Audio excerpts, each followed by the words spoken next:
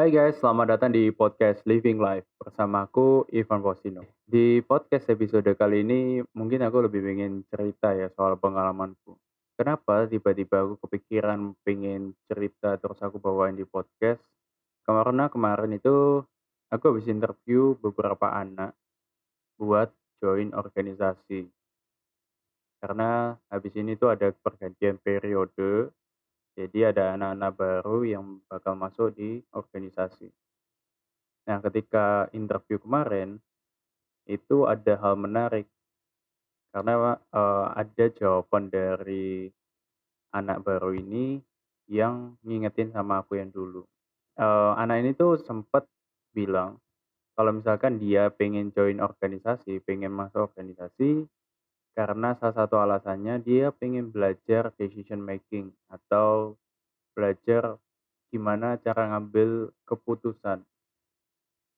Nah, ini ngingetin sama aku yang dulu, kalau teman-teman yang di sini udah denger episode pertama, di situ aku sempet cerita kalau misalkan itu aku tipe orang yang pemikir, tipe orang yang, kalau misalkan dikasih pilihan, itu seringkali aku terlalu banyak mikir.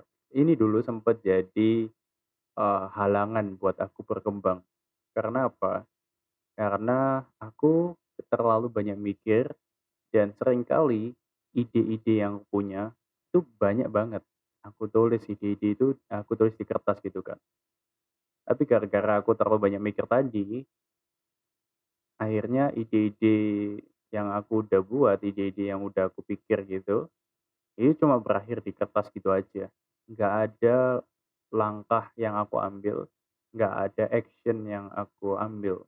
Karena ujung-ujungnya aku ngerasa takut, takut nggak diterima, takut buat mulai, takut segala macem deh. Tapi seiring berjalannya waktu, aku bersyukur juga karena aku join organisasi, aku juga ada di komunitas, dan aku juga ketemu orang-orang yang menurutku keren gitu, yang punya jiwa leadership yang bagus. Dari situ aku belajar, ternyata eh, cara ngambil keputusan atau decision making tadi itu adalah skill, itu adalah kemampuan yang kita bisa pelajari. Dulu aku nggak tahu ya, aku kira kayak decision making, kayak ngambil keputusan itu adalah salah satu hal yang natural, yang ada dalam diri kita. Kan ada yang pernah bilang kalau misalkan tanda-tandanya itu ya, kalau punya jiwa entrepreneurship yang baik, jiwa bisnis yang bagus, dia itu orangnya berani buat ngambil keputusan, orangnya itu bisa ngambil keputusan dan sebagainya macamnya. Nah, dulu aku percaya sama stigma itu dan aku ngerasa kayak, wah, rasanya aku nggak punya deh jiwa entrepreneurship apa jiwa bisnis kayak gini.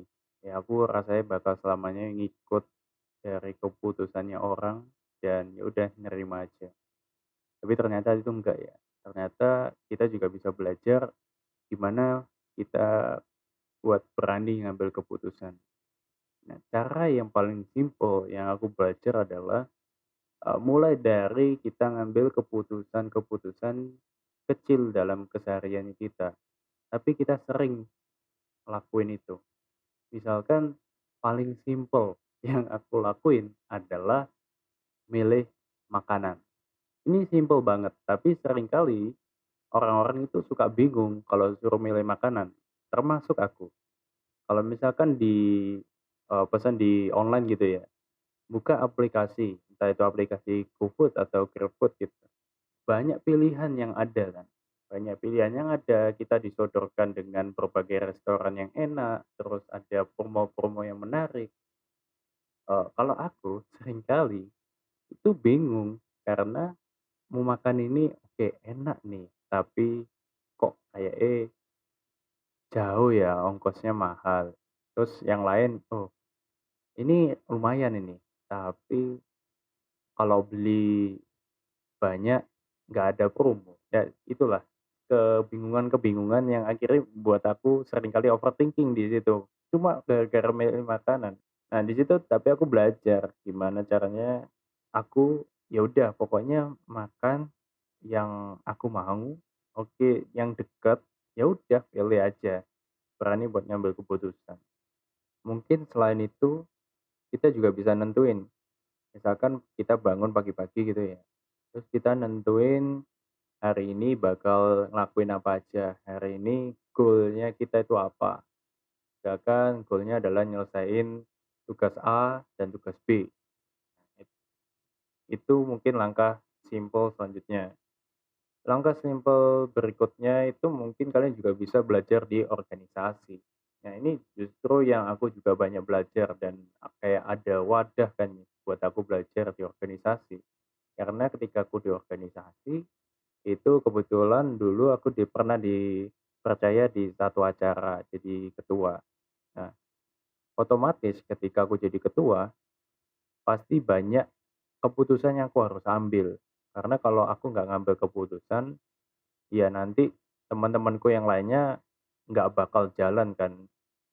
Karena orang-orang yang pemikir kayak aku ini seringkali, fokus buat cari keputusan mana yang paling benar, keputusan mana yang paling tepat. Jadi ketika kita fokus sama nyari keputusan mana yang paling benar, pada akhirnya seringkali itu bakal membawa kita buat nggak ngambil keputusan sama sekali. Karena terlalu banyak mikir, terus udah kemakan waktu, akhirnya ya udah nggak ngambil keputusan. Padahal kalau teman-teman sadar ya, seringkali itu apa ya, nggak ada keputusan yang paling benar, nggak ada keputusan yang perfect, yang sempurna. Setiap pilihan yang kita pilih pasti punya pengaruh atau biasa aku sebut PP. Ini buat nge-reminder aku kadang. Pilihan dan pengaruh. Setiap pilihan itu punya pengaruh, setiap pilihan itu punya konsekuensinya. Jadi kita nggak usah terlalu fokus buat nyari mana yang paling benar. Karena terkadang ketika aku organisasi juga ya, kadang itu mengambil keputusan yang kurang tepat, itu kadang lebih baik daripada kita nggak ngambil keputusan sama sekali. Dan yang aku belajar dari ketemu orang-orang yang ada di organisasi, di komunitas, yang punya leadership yang bagus, dia juga pernah ngelakuin kesalahan. Dia juga pernah ngambil keputusan yang salah. Tapi ternyata inti dari seorang leader atau pemimpin itu bukan dinilai dari apakah seorang leader ini bisa ngambil keputusan yang benar atau yang salah. Tapi leader itu ngomongin soal tanggung jawab, di mana seorang pemimpin itu bisa tanggung jawab sama pilihan yang dia pilih. Jadi kalau misalkan dia ngambil keputusan yang salah atau yang kurang tepat, tapi dia bisa bertanggung jawab atas pilihan yang dia pilih itu, maka itu bukan jadi masalah yang besar. Karena apa? Karena kita juga bisa belajar dari kegagalannya kita. Dari keputusan yang salah itu, kita juga bisa belajar buat kedepannya kita bisa ngambil keputusan yang lebih baik lagi. Dan ya mungkin itu sih yang aku pelajari, yang aku dapatkan di organisasi dan di komunitas-komunitas yang aku pernah ikuti. Dan mungkin teman-teman yang mungkin setipe kayak aku, yang orangnya pemikir dan seringkali overthink, ya intinya nggak usah terlalu banyak dipikir, jangan terlalu overthink. Yang penting ya just do it aja, lakuin aja, percaya sama diri sendiri, sama keputusan yang kalian pilih. Itu sih kalau dari aku. Thank you buat teman-teman yang udah dengerin sampai akhir.